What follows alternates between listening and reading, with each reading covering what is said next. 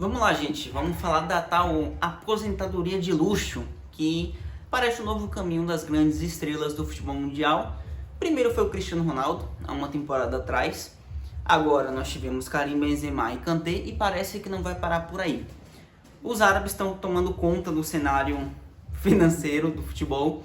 Os caras têm dinheiro e não se importam em gastar exorbitantes cifras. A Liga Árabe está fazendo absurdos em questão de investimento financeiro, cifras assim inimagináveis, convencendo esses jogadores altíssimas estrelas a encerrar suas carreiras seguindo esse caminho, investindo nesse mercado que é extremamente lucrativo, que é um cenário totalmente diferente e distante do futebol europeu, mas que tem muita margem para crescimento.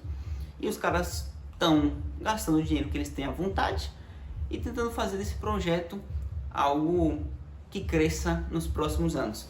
Como eu disse no início, primeiro foi o Cristiano Ronaldo, que chegou lá ganhando, se não me engano, são 250, 270 milhões de euros por temporada.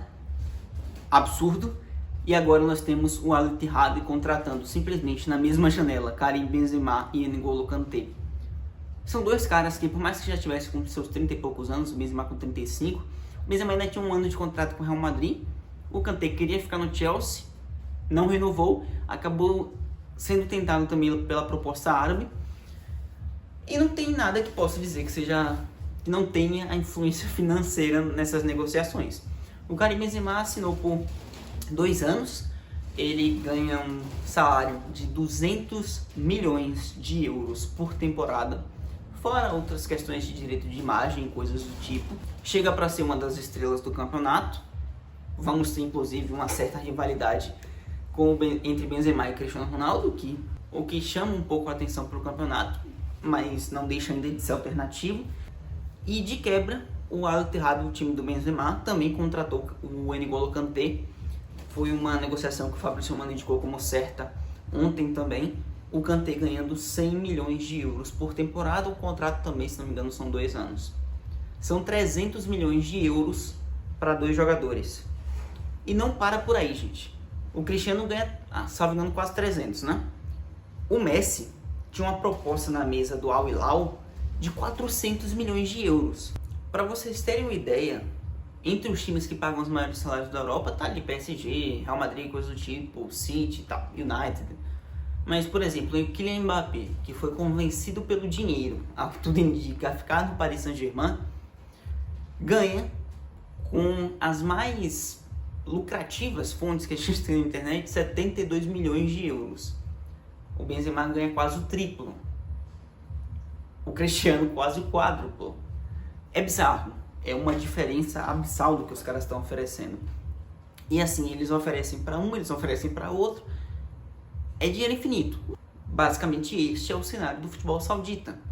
E o projeto dos caras parece cada vez mais claro de continuar atraindo essas grandes estrelas, ainda que em final de carreira, mas que chama a atenção do mundo minimamente para esse campeonato, que eles querem continuar crescendo nos próximos anos.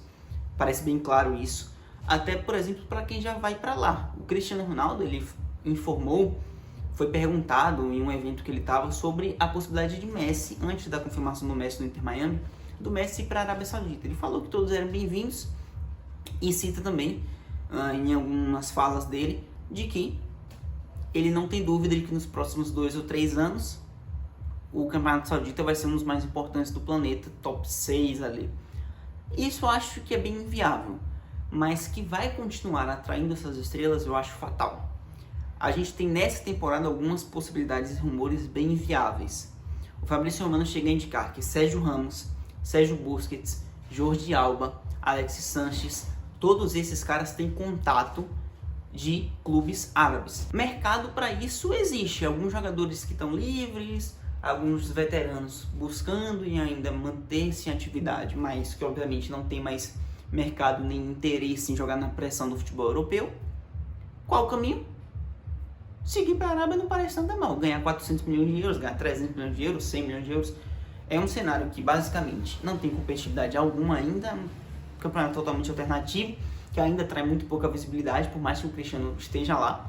Essa questão cresceu com a chegada dele, de contratos de TV, de mais países oferecendo e comprando os direitos de imagem do campeonato árabe ainda é pouco comparado aos outros campeonatos mais importantes do mundo, obviamente.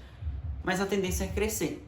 Se eu acredito que o campeonato saudita vai ser um dos mais importantes do mundo, não. Porém, que ele vai continuar atraindo essas estrelas, vai. E eu acho que o principal ponto que pode ser a virada é não só contratar veteranos, porque vai continuar, se for assim, apenas a ser um cenário para aposentadoria de luxo. Agora, se eles começam a atrair talentos, jovens jogadores, esse pode ser o ponto de virada.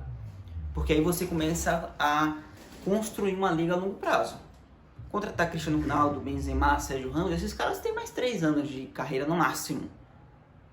Mas e um cara de 20 anos muito promissor? Se você convencer o cara a passar a carreira lá. A gente teve alguns exemplos assim que foram para a Arábia Saudita, o futebol árabe muito cedo, e lá ficaram. Nada perto de ser uma estrela do futebol, mas quem sabe isso não pode mudar com a chegada desses caras muito grandes. Esse é o pensamento do futebol saudita, esse é o planejamento dos caras, e o risco é deixar de ser somente essa aposentadoria de luxo. Aliás, eu acho que eu não agradeci no início do vídeo, mas esse termo veio de um texto da Tati Mandovani. Perfeito, a aposentadoria de luxo é um termo ideal, um conceito belíssimo, mas até que ponto não é arriscado deixar de ser somente esse destino para final de carreira e virar uma liga minimamente relevante, uma top 8 do mundo e que tem um campeonato minimamente competitivo. Dinheiro para isso os caras têm e vontade de fazer acontecer também.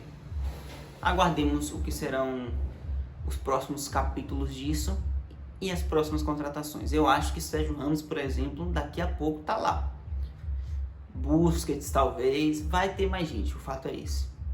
Só vamos esperar os nomes. Muito obrigado a você que assistiu. Se você tá chegando por aqui agora, se inscreve no canal. Continuamos a nossa saga rumo a 1000 inscritos. Nesse momento que eu tô gravando, não temos 1000. Eu espero que tenhamos, já quando eu tô gravando, quem sabe seria bom. Mas se já tivermos, rumo a 5 milhões. Quem sabe, né? Vou parar de falar besteira. Tchau, até o próximo vídeo. Fui.